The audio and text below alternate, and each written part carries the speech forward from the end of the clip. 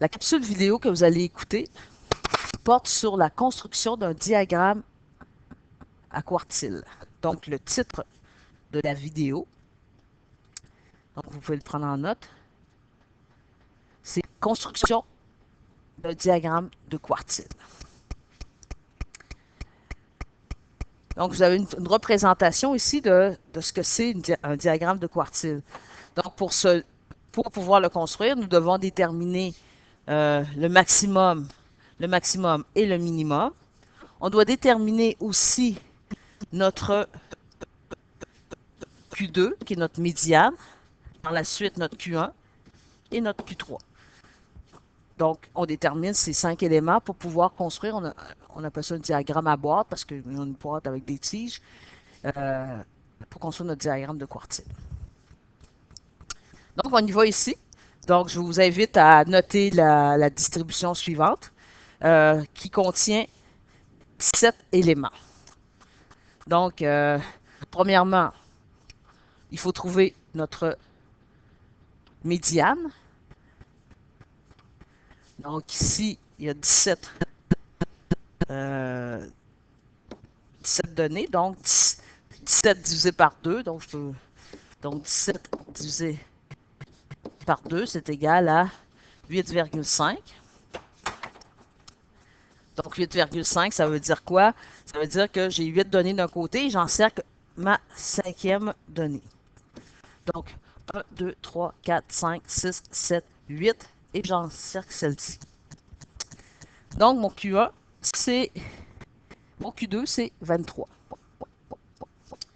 Par la suite, je cherche mon Q1. Donc, j'ai 8 données dans mon premier groupe. 1, 2, 3, 4, 5, 6, 7, 8. Donc, 4 de chaque côté. 1, 2, 3, 4. Donc, pour trouver la médiane, qu'est-ce que je dois faire? 11 plus 13 entre parenthèses divisé par 2.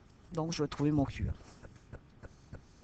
Même chose pour le Q3. J'ai 8 données. Donc, 4, 1, 2, 3, 4. 1, 2, 3, 4, c'est ça. Donc, j'additionne 27 plus 27 entre parenthèses divisé par 2. Et j'ai ma médiane. Excusez pour tout cela, je m'en excuse. Donc, on va construire notre avec les informations que vous avez calculées, on va construire le diagramme de quartile. Donc, vous avez besoin d'une règle, donc assurez-vous d'avoir une règle. Ce que je fais, je construis un segment, une droite, donc à peu près de cette longueur. Je vais faire des sauts de 2. Donc, je vais aller marquer mes affaires.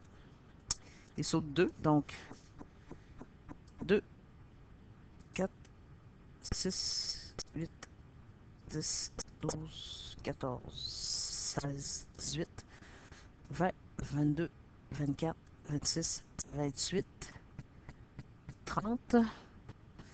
Donc, je vais déplacer un peu ma règle. 30, 32, 34. Le maximum, c'est 34. J'aurais pu aller un peu plus loin, mais comme mon maximum est 34, c'est... Par la suite, ce que je vais faire, je vais aller placer mon Q1, Q2, Q3. Donc, Q1, ça donnait, si vous l'avez bien calculé, ça donne 12. Donc, 2, 4, 6, 8, 10, 12. Excusez, je vais aller... non, c'est ça. Okay. 2, 4, 6, 8, 10, 12. Donc, je fais un trait ici, à 12. Q2, c'est 23. 14, 16, 18, 20, 22. Donc, entre les deux. Donc, vous pouvez utiliser votre règle pour faire les choses comme il faut. Q3, ça donne 27. 24, 26, 27 est ici. Et voilà. Vous allez faire un petit trait à vos minimums, maximum. Mon minimum, c'est 8, 2, 4, 6, 8. Je fais un petit trait, juste tout petit comme ça. Et la même chose pour 34. Un petit trait. Par la suite, vous fermez, oups, excusez, vous fermez la boîte. Vous fermez la boîte, donc ici. On l'ajuste comme il faut, la boîte. Voilà. Donc, on arrange ça comme il faut. Et voilà. Par la suite, je fais des petites tiges comme ça ici. Donc, s'il faut déplacer le maximum, on le fait.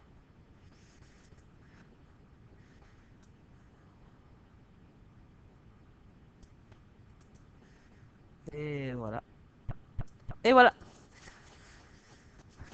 Donc, vous pouvez aussi, naturellement, écrire les informations. Ici, c'est mon minimum. Q1, Q2, Q3 et maximum. Excusez, j'allais écrire autre chose. Et mon maximum. Et voilà. Ce que vous pouvez, qu'est-ce que vous observez, c'est que c'est en 3 parties. Ce qu'on dit, pas en 3 parties, en 4 parties, ça veut dire quoi? Que il y a 25% des données qui se trouvent ici, 25% des données ici, 25% et 25% des données qui se trouvent ici. Naturellement, ce que vous apercevez, c'est que au deuxième quart, entre Q1 et Q2, la boîte est beaucoup plus large. Ça veut juste dire que les données sont plus distancées l'une par rapport à l'autre. Il y a autant de données dans le premier quart. Si vous voyez ici, regardez, 1, 2, 3, 4, 1, 2, 3, 4, 1, 2, 3, 4, 1, 2, 3, 4. Donc, ma distribution est vraiment partagée en 4 groupes ayant le même nombre de données. Donc, la largeur d'une tige ou la largeur de la boîte correspond au fait que les données sont plus distancées l'une par rapport à l'autre. Et voilà.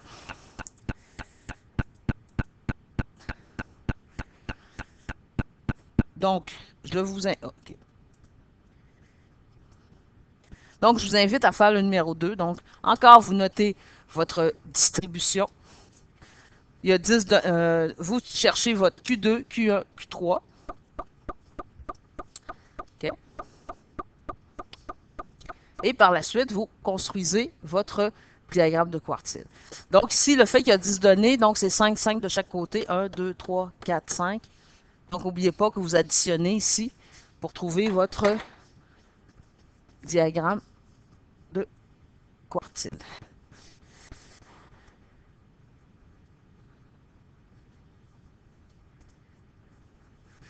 Donc, je vous invite à construire encore le diagramme de quartile que vous avez ici.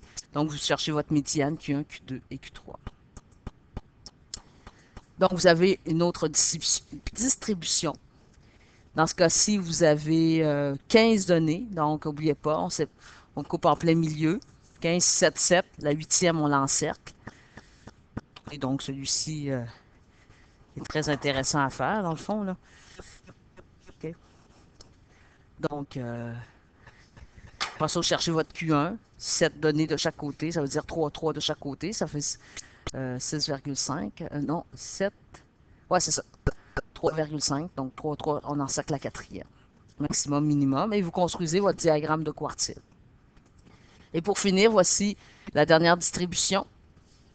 Donc, il y a 16 données. Donc, 8, 8 de chaque côté. Tac.